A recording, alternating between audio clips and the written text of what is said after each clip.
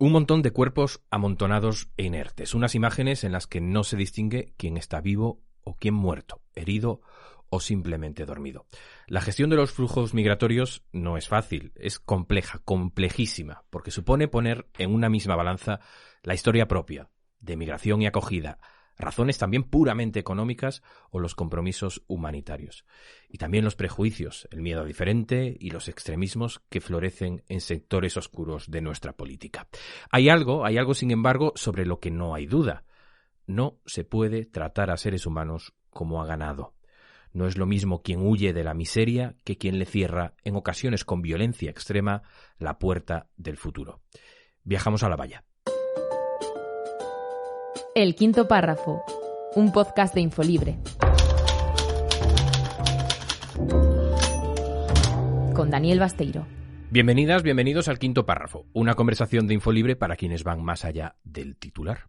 Soy Daniel Basteiro, el director de Infolibre, y si estás escuchando este podcast es gracias a las socias, gracias a los socios que apoyan el periodismo de investigación y los artículos en profundidad. Sobre estos temas que no se agotan en un tuit, sobre cómo se trabajan e investigan, charlo más o menos cada semana con periodistas que los conocen muy a fondo. Fernando Varela, ¿qué tal? ¿Cómo estás? Muy bien, encantado de estar aquí. Fernando es el redactor jefe de Infolibre y se encarga de cubrir cuestiones políticas. Con él vamos a hablar de La Valla, pero antes nos ponemos en situación de la mano de Samuel Martínez. El documento de 1991 que todavía a día de hoy establece las bases legales en las relaciones entre España y Marruecos es el Tratado de Amistad, Buena Vecindad y Cooperación entre el Reino de España y el Reino de Marruecos. Su séptimo principio general dice así: respeto a los derechos humanos y las libertades fundamentales de las personas. Las altas partes contratantes, continúa, respetarán los derechos humanos y libertades fundamentales, incluyendo la libertad de pensamiento, conciencia, religión o creencia, sin distinción por motivos de raza, sexo, idioma o religión. En este sentido, promoverán y fomentarán el ejercicio efectivo de los derechos y libertades civiles, políticos, económicos, sociales, culturales y otros derechos y libertades, todos los cuales derivan de la dignidad inherente a la persona humana y son esenciales para su libre y pleno desarrollo. Una ONG denuncia con estas imágenes que ven el trato de los agentes marroquíes a los migrantes que intentaron entrar en España. Aseguran que muchos han sido detenidos sin recibir asistencia médica. Creen que esto habría podido elevar la cifra de fallecidos. Trágicas las noticias que nos llegan de Marruecos porque al menos 18 inmigrantes subsaharianos fallecieron ayer en su intento por saltar la valla de Melilla. La gendarmería marroquí que dispensó a los inmigrantes permitiendo que muchos heridos agonizaran y piden una investigación porque creen que los muertos son muchos más. Ustedes habrán visto las imágenes y conocerán los datos. Se habrán indignado con las al menos 23 muertes en la valla y los cuerpos amontonados y habrán oído las declaraciones de Pedro Sánchez. Si hay un responsable de todo lo que parece ha sucedido en esa frontera, son las mafias que trafican con seres humanos. El presidente del gobierno se ha solidarizado con las víctimas, pero también ha otorgado toda la responsabilidad, sin ambages, a las mafias. No lo tiene tan claro, en cambio, la ONU, que ha instado a los gobiernos de ambos países a abrir una investigación y dilucidar si las víctimas murieron al caer de la valla, en una estampida o como resultado de la acción de los guardias fronterizos.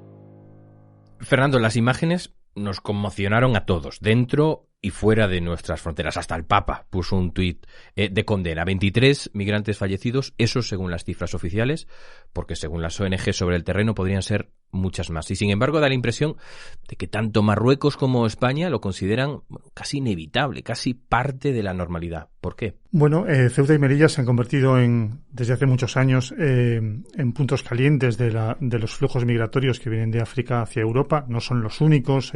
Todos hemos visto las imágenes de migrantes que tratan de utilizar la ruta de Libia o que tratan de llegar a través de Turquía. Los flujos migratorios de África son un fenómeno que se ha multiplicado en las últimas décadas, pero que va a ir a más. Todos los indicadores demográficos y de riqueza del continente africano hacen prever, y de hecho todos los estudios que se han hecho en Europa de previsiones, es un fenómeno que va a ir a más, que se va a ir multiplicando y que va a obligar a modificar, a tomar decisiones muy importantes en política migratoria para Europa. Con lo cual España y Marruecos están acostumbrados a esa presión, a esa volumen de personas que quieren cruzar esas fronteras. Una de las explicaciones que ha dado Pedro Sánchez es la de las mafias, ¿no? Insiste él mucho, ¿no? El problema son las mafias. Y en tu artículo, en el que hablabas de cómo España mira para otro lado sobre derechos humanos en Marruecos y en estos puntos calientes de migración que nos comentabas, las ONGs explican que no es eso, ¿no? Que no es la consecuencia de las muertes. Es verdad que existe un fenómeno de mafias asociado a los flujos migratorios, pero que tiene que ver sobre todo con el tráfico marítimo, con la organización de ese tráfico marítimo, de llenar barcos, pateras, con personas para trasladarlas a Europa. Es verdad que hay gente que se dedica a hacer dinero con esto, pero no tiene nada que ver, por lo menos los datos que conocemos hasta ahora, que de personas, de los testigos que presenciaron lo ocurrido en la valla de Melilla, no tiene nada que ver con este caso. Estamos hablando simplemente de migrantes acosados por las fuerzas de seguridad marroquíes en los últimos días, que desesperados porque ya no tenían ni campamentos, ni comida, ni forma de sobrevivir más días, pues decidieron tomar al asalto, algunos de ellos es verdad con palos o con piedras, la frontera española. Uh-huh. ¿Es Marruecos una especie de tabú en la política española? Si nos fijamos en todas las declaraciones públicas, ni el gobierno ni el Partido Popular tampoco apuntan a su responsabilidad, a pesar de que, esas personas que asaltaron la valla lo hicieron desde Marruecos, teóricamente, desde una zona fuertemente vigilada y en previsión de sucesos como estos, ¿no? ¿No es Marruecos el país que primero tiene que responsabilizarse de lo que pasa en su territorio y en las inmediaciones de la frontera? Debería serlo, pero Marruecos ha convertido la migración en un arma política y económica. Marruecos es el vecino incómodo de Europa, pero sobre todo de España.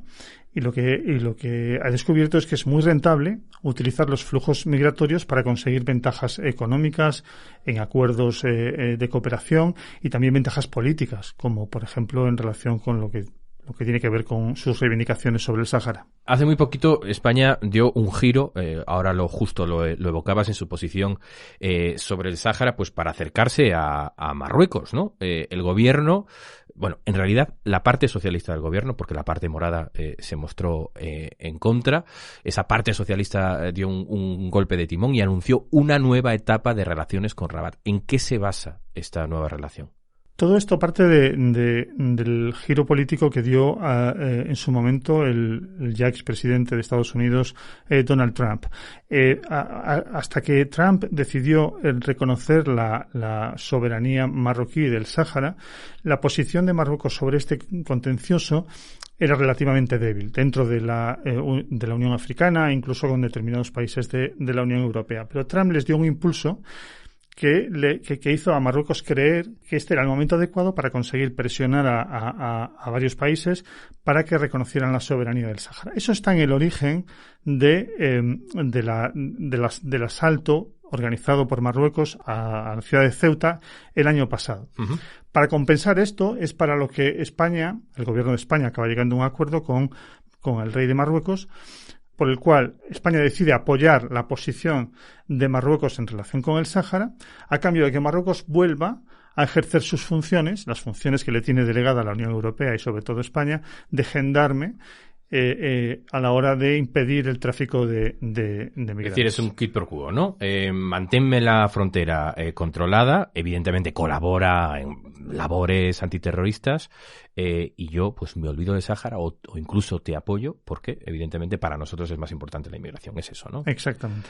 Y en estos acuerdos, que siempre están llenos de palabras bonitas, ¿se incluye de alguna manera la protección de los derechos humanos en esta nueva relación? Es decir, que si Marruecos es el gendarme de la migración, pues tenga que aplicar unos mínimos criterios, estándares de derechos humanos a esas personas. Sí, España ha incluido alguna prevención en cuanto a cómo debe ejercerse, digamos, este papel de lucha contra la inmigración ilegal. Si España ha querido que se incluya algo relacionado con los derechos humanos, desde luego no nos consta. En ninguno de los documentos que se conocen se hace referencia a eso. En los acuerdos que España ha firmado con Marruecos a lo largo de los años, y hay muchos, sí hay referencias a la necesidad de respetar los derechos humanos y compromisos por parte de Marruecos de respetarlo, pero el papel, como todos sabemos, pues lo aguanta todo, ¿no? No hay mecanismos de control, no hay forma de verificar nada y, desde luego, lo que no hay en los últimos años, por lo menos, es una posición activa por parte de España para vigilar que las tareas de vigilancia se están haciendo respetando los derechos humanos. Y la mayor prueba es lo que ocurrió este fin de semana. ¿Es España un caso aislado en esta gestión de los flujos migratorios? ¿O estamos hablando de un problema europeo y de un comportamiento o, digamos, una política migratoria que va mucho más allá de España? No es ni de lejos el único caso, ¿no? Hay muchos ejemplos en toda Europa de países que están aplicando políticas muy parecidas, ¿no? Las ONGs lo han denominado la fortaleza Europa. Es una forma de proteger Europa de la llegada de migrantes de todo el mundo. Hay ejemplos en Grecia, como en el caso de Turquía. El Reino Unido está con planes para expulsar a los migrantes a Ruanda. Que además el Reino Unido está, los quiere expulsar por avión, ¿no? No es retenerlos en la frontera, sino devolverlos como si fueran paquetes a Ruanda, ¿no? Dinamarca también. No es algo nuevo. Infolibre ya hace años que hemos informado de la política que lleva sobre estas muy parecida a Australia, que deporta también inmigrantes ilegales a una isla del Pacífico con la que tiene un acuerdo. Una vez ha ocurrido esa tragedia, que además no tiene precedentes por su magnitud, ¿hay alguna posibilidad de que se juzgue a los responsables, de que alguien, asuma una responsabilidad, o todo acabará pues en unas tumbas sin nombre en Nador? Es decir, ¿hay posibilidad de algún tipo de juicio o de causa? Bueno, vamos a tener que esperar un poco para ver si esto llega a algo. De momento hay abiertas diligencias judiciales en Marruecos, también de la Fiscalía en España. Lo normal, si nos atenemos a los precedentes, lo normal es que esto no acabe en nada, o si acaso que acabe en condenas para los migrantes acusados de ejercer violencia contra las fuerzas de seguridad marroquíes. Uh-huh. Ahora bien, estamos hablando de un suceso especialmente grave. Ha muerto mucha gente. La cifra todavía puede subir, aunque no sepamos a ciencia cierta cuántos fallecidos ha habido. Y hay mucha indignación internacional. La ONU está muy enfadada con lo ocurrido, quiere una investigación y seguramente en este caso las autoridades marroquíes tengan que ir un poco más lejos. Pero en todo caso todo es especular, hay que esperar a ver lo que puede ocurrir. Vamos ya con los comentarios y preguntas de las socias y socios de Infolibre. Se presenta como Gringo, ese es el nombre con el que escribe en los comentarios de Infolibre, y te hace una pequeñita enmienda, Fernando, espero que lo puedas perdonar, a tu titular. Tú hablas de España, mira para otro lado, y dice: creo que el artículo debería ser un poco más ilustrativo. Pedro Sánchez mira para otro lado. Afortunadamente, dice él, España no es Pedro Sánchez, ni Pedro Sánchez es España. Esto nos recuerda, yo creo, un poquito a lo de Madrid es España, dentro de España, estas cosas, ¿no? Pero bueno, más allá de esto, aquí hay una pregunta con fondo, ¿no?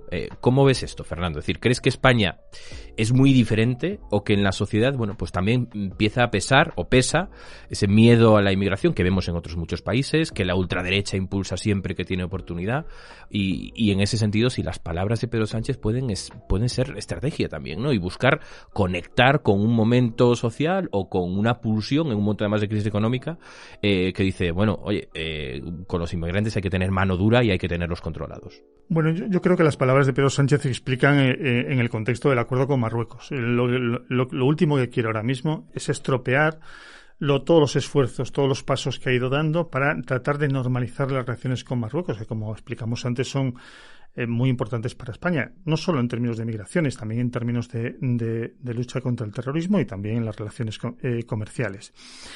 A ver, en España es diferente.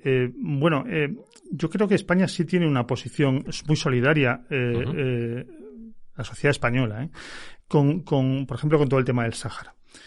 En el tema de la migración, yo creo que la mayor parte de la gente sí lo ve con simpatía, la gente que Lo único que tratan realmente es de sobrevivir, huir de zonas de guerra. La integración en España es buena, ¿no? La integración en España es buena. Pero también es bueno tener en cuenta que esto tiene también muchas veces que ver con la presión demográfica, la presión de la migración. Es decir, cuando hay mucha presencia de migrantes, normalmente es cuando surgen más los fenómenos de xenofobia y los problemas, digamos, de integración, ¿no? Ahí siempre es más difícil. Entonces, bueno, la posición de la gente muchas veces tiene que ver también con esto, ¿no? Pues cuando lo ven como un fenómeno que ven por la televisión o si lo ven porque forma parte de su barrio, de su edificio, del piso de enfrente, ¿no? Ahí es más complicado. Aunque en general yo sí creo que la sociedad española, en general, desde luego, es más que tolerante, ¿no? Todos hemos sido, como sociedad hemos sido productores de migración, ¿no? Algunas zonas más que otras, pero en general, entre razones políticas o razones económicas, pues todo el mundo conoce gente que ha tenido que viajar a otros países para poder ganarse la vida. Muy bien, pues muchas gracias, Fernando, por tu información y por el análisis en este podcast. Muchas gracias. Y a las y los que nos estáis escuchando, gracias por acompañarnos en el quinto párrafo. Gracias por ir más allá del titular. Si sois socias o socios, sabed que esto es por vuestro apoyo. Y si no lo sois, os esperamos. Solo con vuestro compromiso podremos seguir trabajando en historias como esta. Hasta pronto. El quinto párrafo, un podcast producido por Taller de Ideas. Redacción Samuel Martínez. Producción y montaje Santiago Valiente. Infolibre. La información que recibes depende de ti.